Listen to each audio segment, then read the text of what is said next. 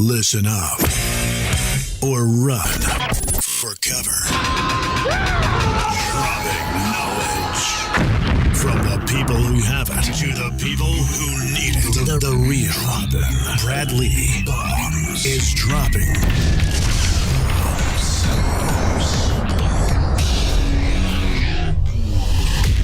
What it is, Brad Lee back again with another episode of Dropping Bombs. Today in the studio, folks, do I got a real treat? The real Evan Stewart. What's cracking? What's going on, man? Thank you for having me. Dude, thanks for taking the journey. Absolutely. You're in Vegas for what? Just today. Just to do this? Just for this, man. Damn, dude. That's right. Now I'm really flattered. Folks, if you don't know who Evan Stewart is, go check him out on Instagram at real Evan Stewart. He didn't throw the in there. The makes it pretentious. Well, not necessarily. I mean, why didn't you do the then? Because I'm the real Brad Lee, and you're just real Evan Stewart. Your name is short. You've got Brad Lee. I've got Evan Stewart, and so I just didn't want to write a dictionary on Instagram. So you traded your 3 letters for the 4 on the end? That's right. I gotcha. Yeah. Folks, at real Evan Stewart, and he's also the founder and facilitator and grand MC at the Obsessed conference. That's right. Which is growing in popularity. Oh, hell yeah, it is. This year's, when is it? October 2nd and 3rd in 2020 is when the next one's going to be. Damn, we got plenty of time. Oh, yeah, we got plenty of time. Are you selling tickets this early or no? Oh, yeah, they're available, man. So whenever this drops, where should someone go if they like this podcast and they're like, damn, dude, I got to get in on this deal? Absolutely. They need to go to obsessedconference.com and check that out. Obsessed Conference. And you say, is it secret where it's going to be? Well, the location hasn't been announced yet, but they go to Obsessed Conference. We'll have all those details. But it's going to be in Dallas.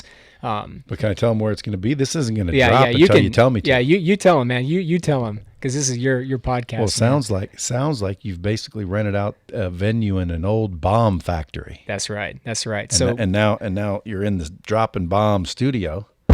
So there must be some sort of theme going on. That's right. Yeah, there's this spot in Dallas that was a Ford manufacturing plant. And Henry Ford manufactured his cars there, and then across was the showroom. And then in the World War II, it became a bomb factory. And then in the 60s and 70s, it became a music venue. And now it's just an awesome venue space. So we're going from 5,000 to 50,000 feet. But one commitment that I made when I launched this is I said, I will never, ever, ever have this in a hotel conference room, because that's just what everybody else is doing. So we're trying to find unique experiences where the environment is cool and exciting in addition to the content. And I think we found it this year. Yeah, that's pretty cool.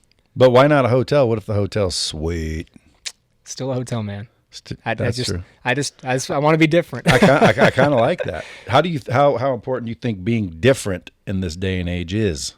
Well, I think it's important, but I don't want to stop on being different, because different just for the sake of being different is bullshit. I'm talking about different, but it's different in relation to a uniquely uncommon positive experience that's wrapped in the value that you can provide that somebody can't get unless they're working with you.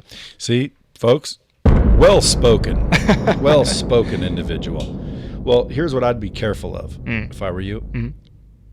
To be too cool. What I mean by that is, one time I got invited to this event to speak, and they were kind of the same thought process as you. Let's make it a really cool spot. Yeah. They made it a really cool spot, but there was no amenities. And it was way out in the middle of nowhere. Oh. And there wasn't proper parking. And there wasn't proper facilities. It was just, poorly equipped. Planned. Yeah. Well, it was just poorly equipped. I mean, it was a great idea, but they didn't factor in, the essentials. Mm-hmm. So, I'd rather have it in a hotel with all the goodies and everybody's comfy and everyone loved their experience rather than out in the fucking sticks where there was no bathrooms, the one fucking outhouse clogged up. Yeah. Yeah, and now you guys got a bunch of people driving 30 minutes to take a shit. Yeah, we're not going to do that. Yeah, I didn't think so. Just making sure, though. Yeah, no, it's not. Dude, you're in the Dropping Bombs studio. I got to try to, drop bombs on any problems you're having. That would be a very, very bad problem to have if you have to drive half an hour just to go and do anything. This other place was pretty much it. Like, dude, I'm telling you. I mean, I'm exaggerating with the driving there to take a shit, but dude, this place was like frickin' just not set up well. Cool venue, though. Yeah. So, all right. So, listen, how'd you get started? And you teach basically a lot of things, but the Obsessed isn't about real estate, even though a lot of realtors come. Yeah. And it can be stuff that you can definitely apply in the real estate business, but it's not a real estate thing. No, it's not. And What is it? What is it? Just obsessed in success, life, what?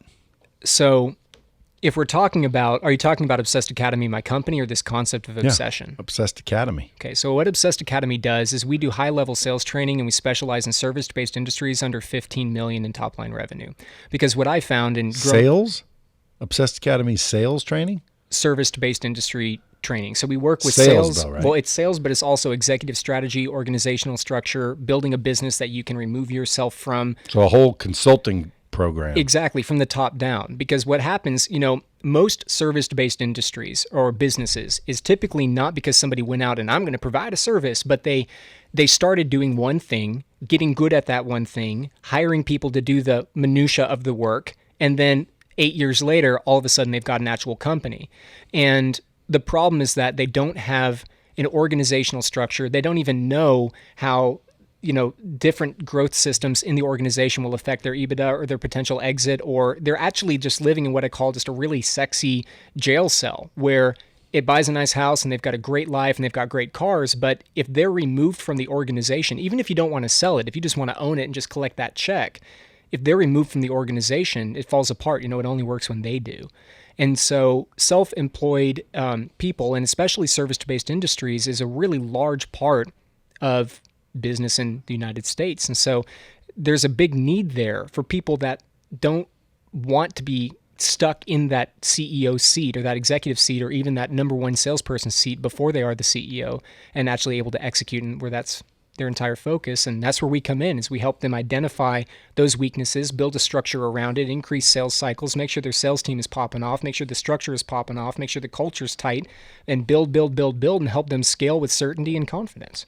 Damn, you got your pitch down, son. That's for damn sure. That's right. If I said say that again, you probably could. It'd be a little bit different, yeah, but it'd be the same thing. That shows number one, you know your shit. Mm-hmm. See, when it comes to sales, I teach salespeople things. I know you do. I have your closer school. Oh, you do? Absolutely. Well, that was more of an exercise. I'm about to build onto that. All right. And it's going to be sweet. Yeah. But I teach salespeople, and one of the things I will teach them is to be prepared. Mm-hmm. So I always tell people, what's the number one step in your sales cycle? When I go teach companies, they're always like, blah, blah, blah, blah, blah. Very rarely is it preparation. Like, dude, you got to be prepared. You got to prepare before you engage with a customer, before you show up for work. How many people do that? None. Yep. You do. Very rarely. Real Evan Stewart does. You're prepared like a motherfucker right now. Well, my other business was, as we talked about before we got into the studio, was real estate. And that was really, I believe in what's called a platform of validity, which is essentially just something that you've done to where when you speak on it, people know you're not full of shit, right? And so I built up that company to be a multi-8-figure book of business. We hit, all the accolades you can hit in real estate, and grew to be a really significant staple in the Texas market, which is where I'm in. And that was my platform of validity. So now when I go and speak to it, I can say, okay, here we've grown this company 1,000% in 3 years. Our average client under 15 million, if they actually implement our systems, actually doubles their growth within an 11-month period. Now we talk about a 40% growth period because some of the lower ends still hit that, but I can point to all of that. I can point to my $35 million book of business in real estate and say, here's all the times where we've done it and it works. And preparation is key, because my specialty, and why I bring that up, isn't to be, just, oh, I've done all these great things, but more so pivoting to the point and the proof of my specialty was luxury, ultra luxury, and new development.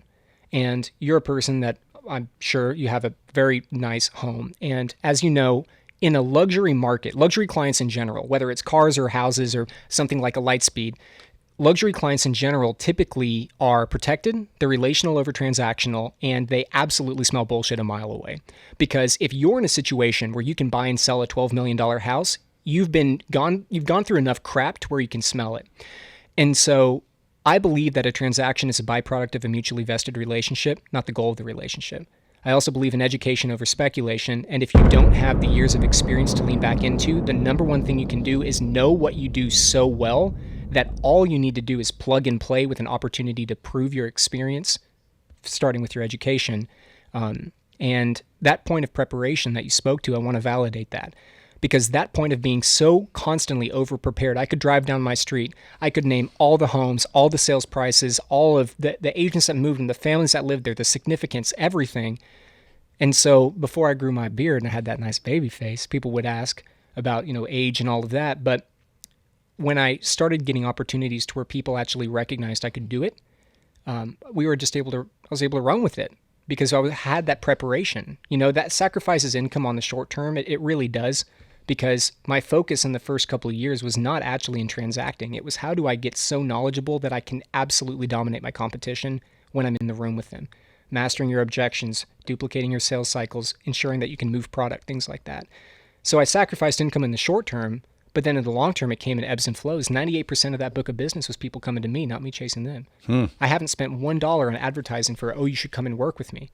I spent that on all my properties and products and whatnot, but I didn't advertise myself. That was people coming to me. And what percentage? 97% of my book of business. Did you know that 72% of statistics are made up on the spot? That's right. And 50% of those are, I don't know, but you know that 10 out of 7 people don't understand fractions? Is that so? 10 out of 7, dog. Wow, that's crazy. Fact. So when you started Obsessed, what was your idea behind it? To really aid those businesses and help them grow. You don't start your business because you just want. You start your business typically because A, you need your life to get better. B, you want freedom before you realize that it's not quite what it seems, right, from a freedom standpoint. But then C, a lot of people will start businesses because they want to be in charge of some type of overarching mission or goal or something like that. And so why I started this was I felt 4 years ago that I started noticing all these people that they were living lives completely opposite to where I saw their potential actually pushing them. They were hating their work. They were, they left their job making $250,000. Now they're making $80,000 and they're hating their life and their spouses are mad and all of this. But it came down to the simple things like structure and income and the right people and culture and actually getting over sales cycles and ensuring that your processes inside and out, and anybody in a part of my organization can go out and represent it with the same capacity that I can, that type of thing. And so, is that true though? Absolutely. Don't be bullshitting me. Absolutely it is. You know that to be true? Yeah. See, I want to go meet all these folks. Was there 3 of you? Well, right now there's 3. Well, see, that's why. Why, motherfucker. Well, yeah. Hey, but keep that going because, dude, that is that. And by the way, if you have it right now, don't miss it because, dude, me and my guy, Jason, my partner, we had everything in our head, and then we grew and we grew and we grew. If we would have did what you are talking about when we had 3 people, dude, I guarantee I'd be a 9 or 10 figure business right now. Absolutely. Instead of an 8-figure business. Absolutely. Because everything's in our heads. And now I'm going through for the last year, documenting everything, and then it changes so fast, and that now it's like hard to catch up. So even though I'm making a joke out of it, you only got 3 people. It's easy. It's good. But dude, that same Lightspeed platform you have, use it internally and document what everybody there is doing. Even if you gave them a camera and said, dude, explain your role.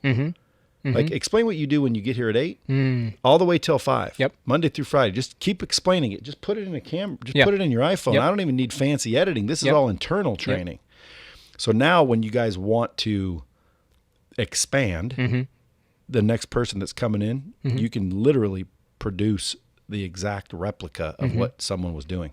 We didn't do that, didn't it? Hurt us big time. Well, and it's important. And, we joke about the business being small, but we're still under a year old. I just got out of my real estate company in July. So it's and when you say the business, that's Obsessed Academy. Obsessed Academy, so right. It's like a coaching, mentoring, consulting group. Yeah, so it's a consulting organization, but the inventory I have to get the information you need to grow your life and business is distributed through different content. So podcasts like this, we've got YouTube. What's your podcast? The Obsessed Podcast. See, folks, you better go listen. That's right. Well, I believe that personal development goes out the window when bills come in the door. So I love that you can be a better individual and you can live to your best self, but at the end of the day, if you can't pay the damn rent, you're never going to go out and be a better version or whatever people say and whatever guru crap, right? So that's true statement too. When people come to me and they're like kind of broke, I always say, dude, look, don't give me your money. Don't buy my course. Get yourself what I call a stable table. which means your rent, your car, your necessities, they're paid for. You got to have a stable table. You don't have to, but it's nice to. Well, it gives you a whole lot less distraction. That's exactly right. You should bomb yourself on that one right there. less distraction, because, there's enough stress. There's enough shit coming at you as an entrepreneur with a stable table. You don't want a wobbly table. You don't want to figure out, shit, am I going to make rent? Because, dude, I've been there.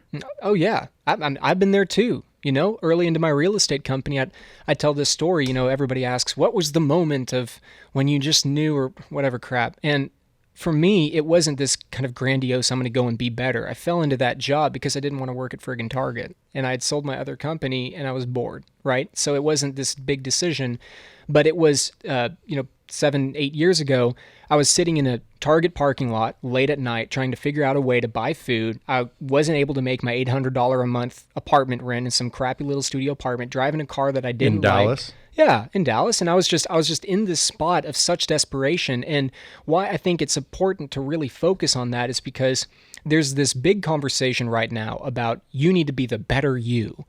And I believe in continual personal development, but I also believe that if so much energy is being focused on the scarcity of what you don't have, it's just zapping your time, energy, and resources to focus and pouring back into more. And so I don't say, you don't need to go out and buy an Aston Martin, right? You don't have to be rich, but if you can just make sure that you don't have to worry about your rent being paid, it frees up your mental headspace to go and focus and execute where it matters. Sure. And that's important. So many business owners are like, oh man, I got to pay myself 100 G's because I started a company. I took a pay cut this year of a pretty substantial amount just to start Obsessed Academy and pour resources back into that. So it's important. Well, sure. That's what I did. Dude, how old are you? 26. Yeah, see, I got underwear older than you. Yeah. Like, dude, when I started this company, you were 6. That's right. Running around barely wiping your own ass. Little obsessed baby running around. That's right. Yeah, so, dude, I'm telling you, ask me whenever you're wondering what you should do, because I'm telling you, dude, I've already freaking probably made 1,000 mistakes. Absolutely. Most people don't understand. They don't have to make the same mistakes other people make. You just ask the other people, what happened? What should I do? What do you think? But most people are too afraid, even like marketing. Like literally, dude, I have companies that are like, I need to double my money and I'm not making it. And what do you suggest? And I say, well, spend 10 grand marketing. He's like, I need to make money, not spend it. And I'm like, dipshit, do you guys understand marketing is a necessity? Like if you spend 10 grand or you spend 10 million, as long as you're getting it back, who cares? Well, isn't like Coca-Cola's marketing budget something like $2 billion or something ridiculous, like, or 5 or emulate success, right? And people say, well, I don't have 2 billion. I'm not Coca-Cola. Dude, start with 2,000. Yeah. But most people have 10,000 and it's scarcity mindset. They're like, ooh, if I spend this, I'm going to be broke. No, if you don't spend it correctly, you're going to be broke. So you better take that 10 and go make babies with it. So now you have 20, then you take the 20 and now you have 40. But if you stop and say, I need a paycheck, well, now you have less. So you're stunting your own growth. Well, but also I want to dissect that just a little bit, because the other thing that you're talking about is, you got to spend money on marketing, but just because you spend the dollar doesn't mean it's going to come back. You have to be strategic in how you spend the dollar too, because you can go buy friggin' bus seats and billboards and that's not going to get any more people on Lightspeed. Could. Well, theoretically, I guess it could, but it's, wouldn't be the wisest choice. It wouldn't. I guess your ratio of investment to receive, is not going to be that high, but that goes back to your concept of preparation. Where do you think your best ad spend right now is? Instagram? So if we're just going on black and white ad spend, I like Instagram. I'm playing around with TikTok a little bit. I think that TikTok is another up and coming social media. I don't claim to be any type of social guru. I just work with what I see. But engagement on TikTok right now is crazy high. You can just post some random video and 5 people that have never, ever heard of you before are now following you. And so, yeah, but dude, like I made a TikTok account and I'm being very careful because TikTok is unique. There's certain things that you have to figure out. So again, I could go literally flush a turd down the toilet and film it in slow motion and put it on TikTok and get 1 billion views. That's right. But then I'm known as the the flushing of the turds or the joke guy. And then people that follow you want jokes. And as soon as you change that format, this is what I've been told. Yeah. As soon as you change that format, well, dude, now people are like, I thought this was the joke guy or something. So this TikTok person that I'm listening to basically says, make sure that you think about your strategy before you start making those videos, because the algorithms, if no one's liking your videos, they won't play them. But if you pop one out there and it goes viral, the rest of them, like there's some algorithm that's very unique. He said, just dude, trust me, don't just make a video just to make a video. Did you make a video just to make a video? No. Did you have a strategy? I had a strategy. It was more along the lines of just reinforcing my brand, my concept of obsession, Obsessed Academy. I believe in protecting perception. Okay, so I'll give you an example. When I'm talking about protecting perception, what I mean is the facts isn't really what's important. It's the perception of the facts. Okay, so like in real estate, for example, I would be showing houses, vacant houses. I wouldn't show a vacant house alone with another woman. Why? Not because anything's going to go down, but the perception is me and this woman walk into a home for 40 minutes and then come out, right? How is that going to look on a newspaper if somebody just sees that part?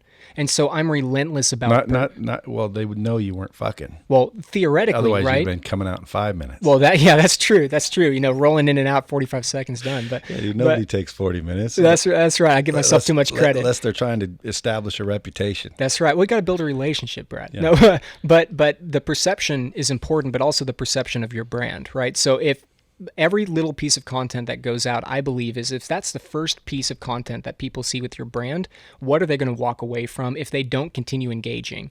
And so when you can continue to protect that perception in all of what you do, whether it's TikTok or social or real life, then you can stop worrying about your brand being diluted through different marketing mediums, because you know just by default it's reinforcing instead of defaulting to diluting whatever message. So if you were me, what would your TikTok video be? You know, I don't know. You have a lot of content that you've been pushing out lately. Good stuff. Just on. When you said lately, real. here's what's crazy.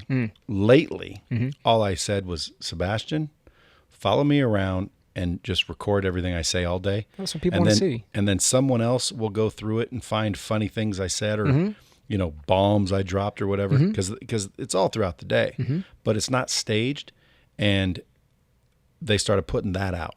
Yeah. Lately. So when everybody's That's like, great. dude, lately your shit's on fire. Well, that's because lately I'm just showing people me rather than, trying to be inspirational or trying to be educational. It's like a lot of these people out there, even though, by the way, people said, you think it's going to cost you any business or get you any business. Yeah, it's going to get you business, but it's also going to cost you business. Yeah. I guarantee you, dude, when I said something about picking corn out of your shit, somebody went, oh, I ain't using that, dude. Sure. Like, oh my God, I can't believe what he just said. Sure. But dude, listen, I mean, if you can't handle jokes, Yeah. I'm a jokester. Yeah. I'm a jokester. Well, you're being real. However, I sometimes think to myself, damn, dude, if I was more eloquent like you, if I was all, absolutely, Brad, and, blah, blah, and I was all polished and shit, I think I might sell more. I think I might do better. But see, it's funny you mentioned that, because people give me a lot of flack for the way that I talk. My mother was an English major, and so growing up, it was always absolutely reinforced. You talk this way, and I'm grateful for it now, because I do a lot of speaking. But I'm surprised you didn't drop the word soliloquy somewhere in there. Where would I drop that, Brad? I don't know, but you've got a plethora. I do. You have an accoutrement. I have an accoutrement, a plethora, a refined vernacular for properly articulating a product or service. Indeed. Yeah. And Indeed. you choose them wisely. Anybody got top hats in here? Is this? You do choose them wisely. Sometimes I feel that I would be instrumental in perpetuating the high quality image of Lightspeed. However, sometimes I reflect and decide, fuck it. Yeah, absolutely. I'd rather just be cool. You talk like that, you could be a politician. What's funny is I'm not joking. I think I'm going to probably run for president in 2028 or maybe 2032. Yeah? Yeah. Only for one reason. Okay. I want to be written in the record books as a presidential candidate. And if you run for president, you're a candidate no matter what, motherfucker. And it will be in the record book. Like 2028, there was these fucking idiots and this idiot and that idiot. And look, who's Brad Lee? Oh, he was a presidential candidate. So like 150 years from now, someone will be like, fucking Brad Lee ran for president. Oh, that's going to be great, man. But if I win, bro, I'll fix shit. Yeah. Yeah. I'll fucking fix shit. Yeah. Yeah. Like, dude, it ain't rocket science. I'll probably get killed trying to fix shit because nobody wants it fixed. But that's another story. Yeah, absolutely. That's another podcast. Absolutely. Absolutely. So, dude, you made a bunch of money in real estate. Then you said, screw it. I can show people how to freaking win in their business because you're winning in yours. You replicated it. You probably pounded out some curriculum that was teachable. You started teaching people things. It's going nuts. People are loving it. They're coming to this Obsessed Academy. You're starting to teach them about almost a mindset. So they can apply it in real estate. They can apply it as a plumber, a landscaper, anywhere. But it's obsessedconference.com. Well, the company is obsessedacademy.com. The conference that's the company. is conference. Yeah. But I'm talking about the conference. The conference is obsessedconference.com. Yeah, because people listening are going to be like, dude, I'm in Dallas. I want to go to this conference. I didn't even know it existed. Well, and even if you're not in Dallas, you can buy a plane ticket and get to Dallas. Get your ass in there. Yeah, absolutely. It's one of the easiest airports to fly into. You might have to drive 30 minutes to take a dump, but hey. Well, see, the great thing is I specifically thought, would Brad want restrooms on site? And we got great restrooms on site. Yeah. Sparkling. I prefer hotels on site. Yeah. Yeah, that's true. That's true. Well, we might have to consider that. Well, don't make exceptions for old BL. I won't. But I tell you what, a bomb factory, that's just cool shit. It is cool. Is it an all-day conference? Yeah, it's an all-day conference. And so it's not... And this place is a venue. It's meant for people. It literally is a venue. So it'll be fine. They host, I think the night before, they've got a 3,000-person concert. There's no accidental, live rounds laying around. No, we're not going to do any of that. Is it called the Armory? It's called the Bomb Factory. Oh, no shit? That's what it is, yeah. So I could look it up. Absolutely. Folks, go look that shit up. That's where Obsessed Conference is going to be in October. That's right. October 20th, dude. You going to have any fucking costume contest or anything? We might, but... That's another good thing people can do with conferences, dude. Have fun. Yeah. Well, I went to all these conferences, Brad, and I've done the circuit, and I was so tired as an audience member of walking away either with, some of them are really good and they get you all types of content and everything that you need, but I would walk away just really not fulfilled with the experience. Yeah. And so I just thought, okay, I can do better. Do my own conference. Yeah. Exactly. I'm going to do better. And it is better, because we're selective. It's not, I don't care if you give me $1 million. People don't pay to get on our stage. We hand select everyone. We hand curate the entire experience to make sure that when you walk out. It's not a sell fest. No. I don't want to sell fest, right? If people like you can say, okay, I'm here and I've got this product, great, but then let's talk about it. My goal is you walk away transformed, right? Just like real estate, okay? Going back to that example. In real estate, I don't care how many times I hit your mailbox. I don't care how many times you see my ad pop up on Facebook. You drive down your street and you see sold by Evan, sold by Evan, sold by Evan. I'm the guy you're going to call. I don't care who's hitting your mailbox. So if you're in the business of transforming businesses and transforming lives, doesn't that just mean by default that the best marketing is a transformed business or a transformed life? Yep. So why don't we just pour our resources into actually making sure that that's done? And then in that process of transformation, at some point, a relationship with the company has to move to a transaction. So there's transaction by default. Doesn't mean I don't want you selling. You need to make money, but it means it's not specifically built so I can get people on stage I'll get a cut of whatever they Yeah, no, they it's sell. to help people get their shit together. Exactly. And then people obviously want to go deeper. Yeah, exactly. It's good stuff. It really is. And it's in Dallas. Yeah, it's in Dallas, 2nd and 3rd. All right, now, as far as your virtual training, what does it teach?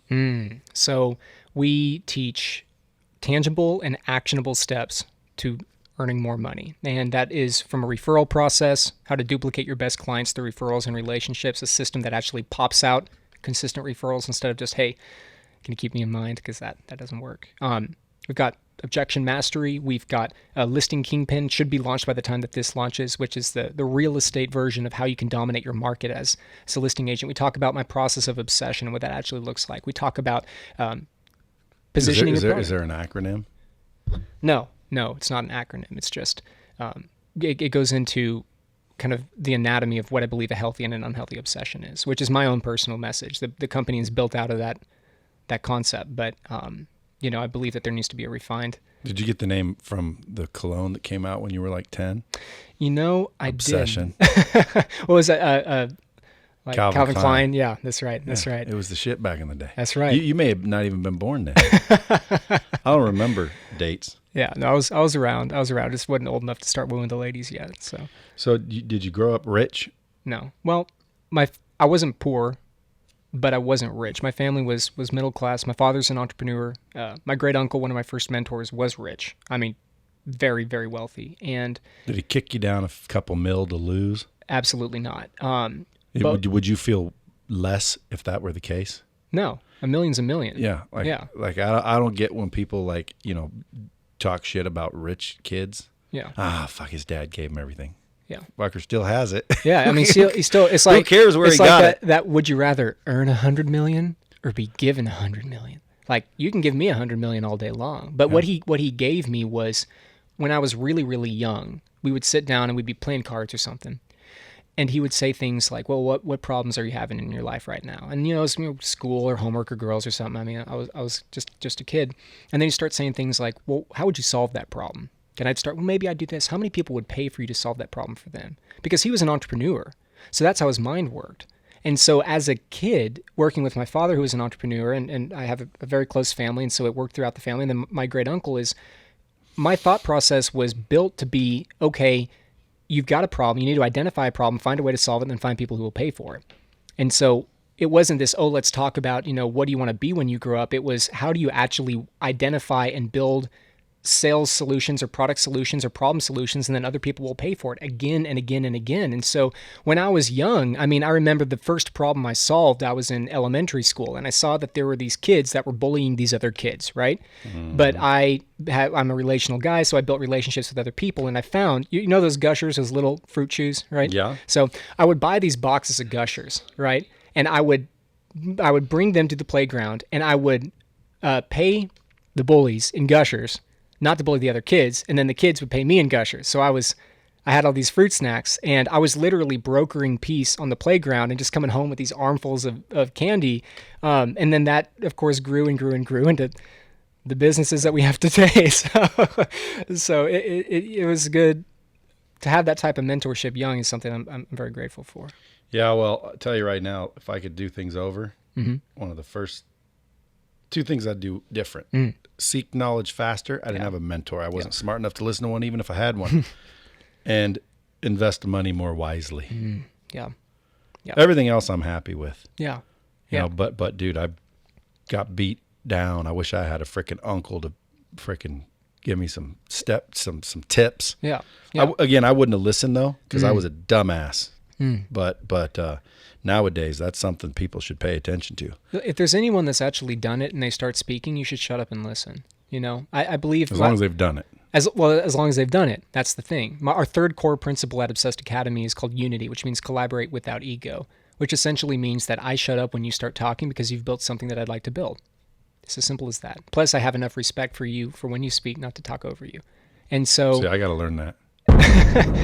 But so many people, they want to be impressive and they want to, Brad's going to just love me if I just, I'm not here for you to be impressed by me. I'm here so we can collaborate and work on light speed stuff and bring knowledge to your audience. And so when you drop the ego and you don't have anything to prove anymore, the conversation opens up significantly. Yeah.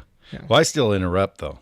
And the only reason is because if I don't, I'll forget what I want to say. That's all right. I literally will think it. Sometimes that's why I have paper here. I start writing notes because everyone, writes in, fucking, how come Brad doesn't just let the dude talk? And it's like, because if I forget, but in reality, someone taught me, I think it was, who was it? Ed Milet, maybe Tim Grover, taught me how to just make a note when you say something that I want to get to.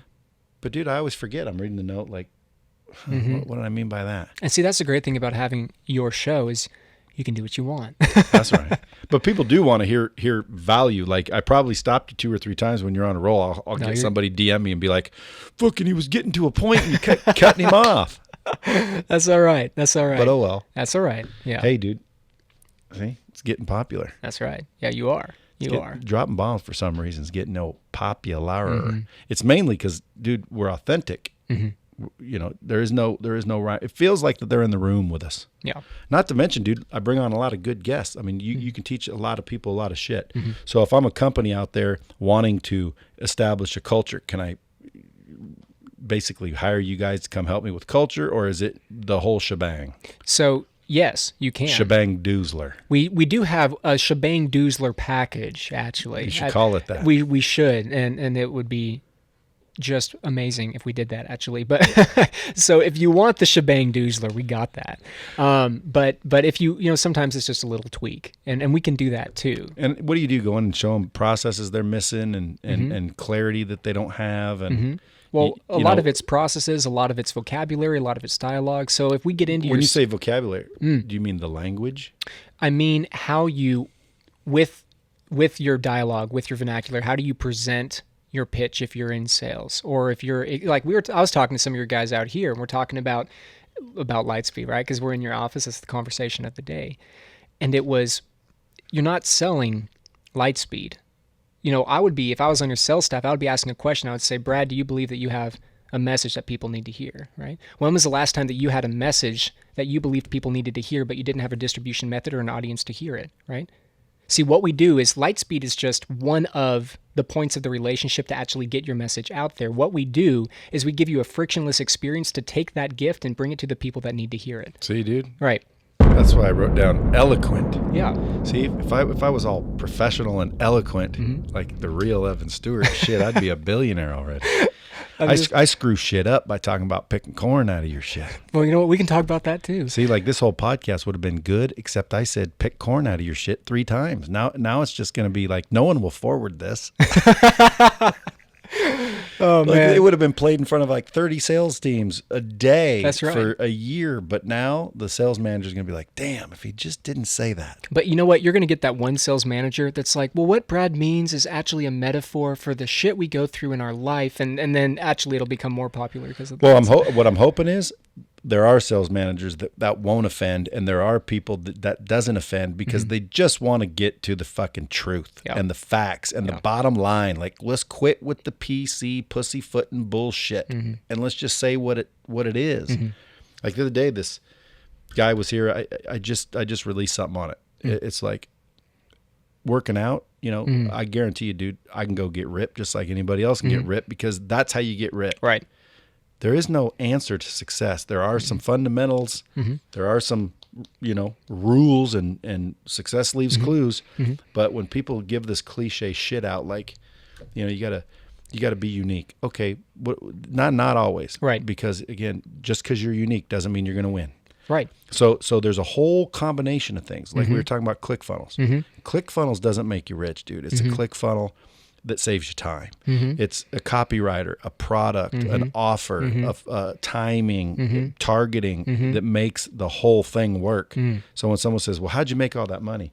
Oh, it was a ClickFunnel. No. That's just a tool that you used. Right. Same thing with Lightspeed, by the way. So Lightspeed's simply a tool. It just gives you way more options. And if you leverage that tool correctly, it makes a massively bigger impact. Absolutely. Well, everyone's searching for that magic pill, which they always have, but now it looks sexier because we have the internet. Because, all I have to do is pay $200 and do this, and this, and then I'll make it.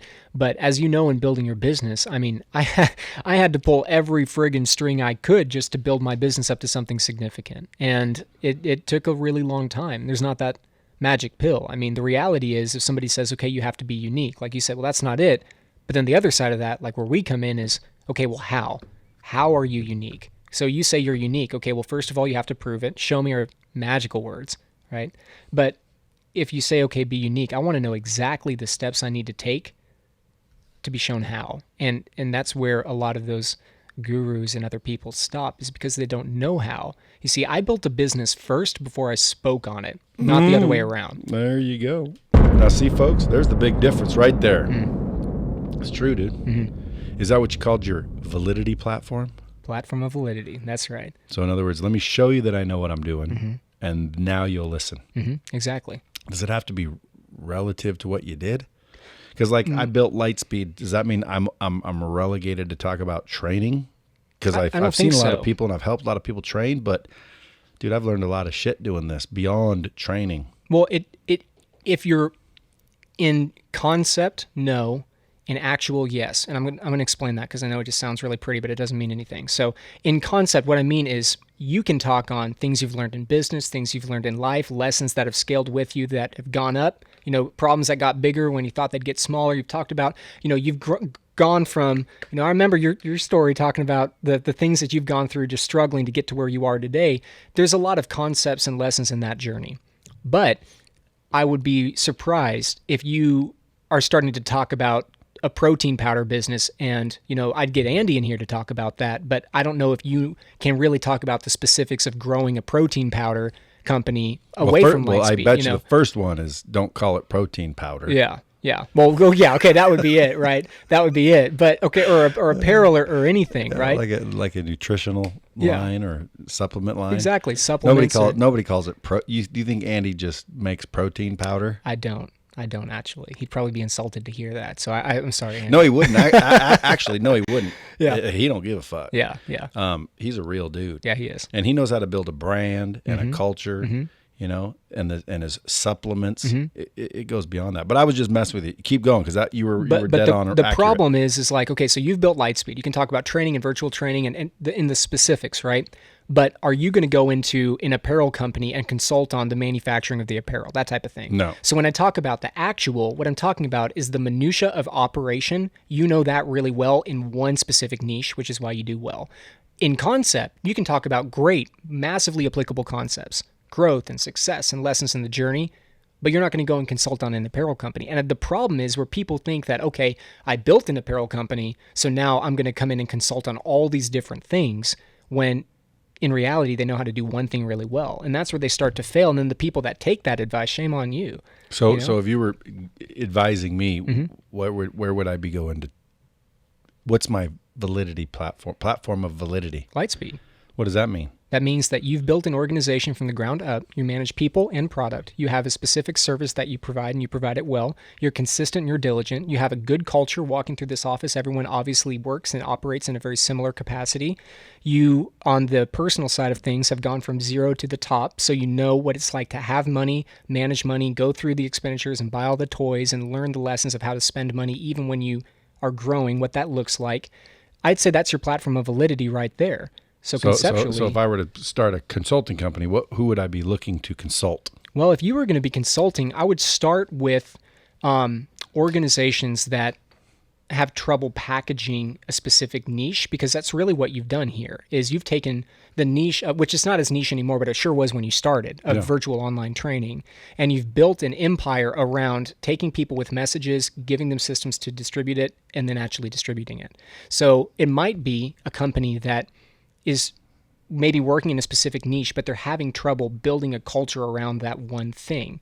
And so and I'm just kind of thinking aloud here, I don't know if this is the case, but you with your top-down view of actually doing that could be applicable to other niches. You might not get into the minutia of manufacturing that apparel product, but if it's a super, super, super niche apparel product, you might be able to consult on how to actually build a culture around that uniqueness, that niche, something like that. Mm-hmm. Yeah. So when you go into companies, how long are you usually there? Depends on the company. So a lot of our private client memberships are, really 6, 8, or 12 months, just depending on how long it takes to get the company rolling. We have a lot of contracts that are just consistently ongoing, where they hire us for just ongoing support, ongoing feedback, going in, consistent sales training, that type of thing. And then of course we'll do workshops too. We could come in for one day and just, okay, we're going to kick it for 6 hours, and we're going to work specifically on developing your sales cycle, mastering objections, and putting it into action. And then here's what we do, and then roll with it, something like that. So it depends on the need. Do you have a discovery form you fill out or something? Absolutely. All of our clients are going to go through a strengths test and a predictive index and a discovery form. So we're going to know exactly who you are, how you operate, the executive team that you're surrounding yourself with. So maybe you're amazing and you can execute, but your number 2 is really, really slow to action. That's going to be a problem in our system. So we need to nip that in the bud before we even come in. What would you say? Well, first of all, I would say, do you have the power to execute away from your number 2? Because if you're the person that actually needs to execute, but they're adding time to the equation, my number 1 core value is speed. It means commit first, figure it out later. So you're either committed or you're not, and I can't work with CEOs that aren't committed. So if you have an executive team that's bogging you down, do you have the power to execute away from them? And then if no, how do we get them on board with speed and make sure that they're actually working at a capacity that can move the needle? Because I don't want stuff to be solved in 3 years or 5 years. Like if you want to make more money, you need more money right now. Like 90, 120, 300 days, let's see that uptick. 3 years later, I mean, what is the world going to look like 3 years later? You don't know. We need money now. So something like that. I'm sure that's a pretty penny. It can be. Maybe I'll hire you. I need a lot of this shit, dude. I'm going through the headache right now. A lot of people look at me and they're like, dude, he's killing it. Well, dude, not really. I mean, I am doing well, but that's just because the system's cool and my business model was cool and I'm cool. But as far as systems and procedures and everybody on lockdown, I always think I can improve. I think anyone successful believes that they can improve. Always. Yeah, so I mean, you the way you're describing it makes me think, shit, dude. I wonder how much that is. Maybe I should just have you walk around here and do it. And you're a customer, so you can tell me what needs to be improved. Exactly. Because I can only assume what's happening. But I knew, like for example, because you didn't talk to me, that you probably didn't hear everything I just told you. So again, that's what resonated when you said anybody at my company would tell you the same thing. Not necessarily here. I'll walk in and get someone fired up to write $100,000 check. And then other people walk in and make it seem like, it's a good technology. But I don't know how to transfer that enthusiasm. That's a process we would work on, you know? And yeah, I mean, depending on the need of the organization, it can be a pretty penny. But at the end of the day, whatever you make on the back end is always significantly more. Sure. You know, just like you talked about, you take a cut of the light speed, but that barrier to entry is to get that Rolls Royce instead of the Ford Fusion and to get you a sweet 80% on a cool couple mil, right?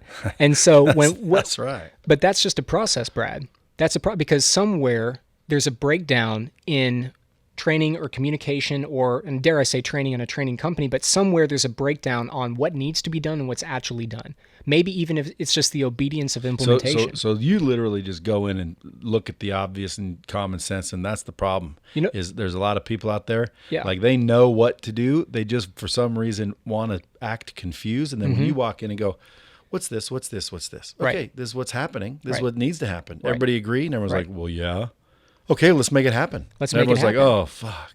Exactly. Why didn't I do that without paying him all that money? Look, you're talking about picking corn out of shit. I'm just a high-paid plumber, man. I'll come in and I flush hard. And you either take it or you don't. And if you don't, that's totally fine. And you flush hard just by telling them the truth. Exactly. Look, I started this business because I wanted to, not because I had to, which means that I'm kind of done with that part of my life where I'm going to tell you what you need to hear because you hired me to give you the truth, not to give you some type of, bullshit. Oh, I think that your business is great. If there's something wrong, we need to fix it, You come home to a spouse and you're fighting every single day. You think your relationship is great. Like if there's something wrong, you need to fix it. So identify it first and then fix it, or just live with the fact that you're bullshitting yourself and your company's failing. And that's fine too. Yeah. Take the jersey off. Sit down. Yeah. You're out the game. Exactly. Admit it. Yeah, dude. See, if I was listening to this podcast, folks, I'd be like, shit, I'm going to this conference for sure, at least to get more. Yeah. Or I'm going to be following you, or I'm going to be subscribing to your podcast. So again, follow this dude at Real Evan Stewart. Go to his conference if you want, obsessedconference.com. Get yourself a ticket. Who knows, dude? I might be there dropping a few bombs, but that might not sell tickets because of my language. So who knows? You'll have to wait and see. Yeah. But it is in a bomb factory. That's right.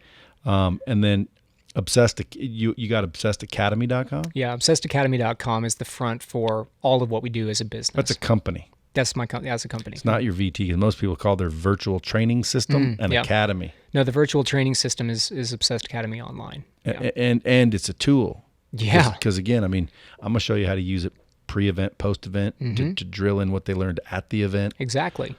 It's a tool. Exactly. That Obsessed Academy has in its possession. But the mention of Obsessed Academy Online, that's his interactive virtual training system where he can literally get companies and individuals set up with access to where it allows you to spend virtual time being trained and to master some of these principles, correct? Right. Well, and that's part of our strategy. For much less than a live engagement, because you're scalable. Absolutely. It costs a hell of a lot to get me in your home. Now, I do have an exclusivity offer. It just goes up every single day. And I'll be in your house and I'll be in your business if you want. I'll move in with you. But I can move in with you through your desktop, or I can move in with you in real life, and one is a hell of a lot more expensive than the other. Yeah. And and ironically, I think the best solution would be a blend. Like if I hire you to come in here, I would expect you to give passwords to my entire staff, so they would you could announce to them who you are and what's happening and why did I engage. You ever watch The Prophet where Lamonis brings everyone together? Yeah, sure. I just bought half the company. I'll be 100% in charge. Yeah. You know, it's the goal is not to wake up and wonder if we have a job. It's wondering how many jobs we have to do. Yeah. Right. So that's kind of the same thing. I would expect you to leverage that technology to educate my staff because you're coming in for 6 months and they're going to be like, who the hell is this dude? Well, and then that sets new KPIs in the organization. So you pay for us to come in and flush. You're going to want to see results on that. So now the people that are responsible for managing those KPIs can go back and with that system, pull that watchdog and say, okay, this was supposed to be done and it doesn't. So now there's a breakdown in that process because they're not actually staying true to what we worked through. So yeah, it's a beautiful thing. How do you identify it? How do you design it? Like, for example, how do you measure a receptionist if she's doing a good job?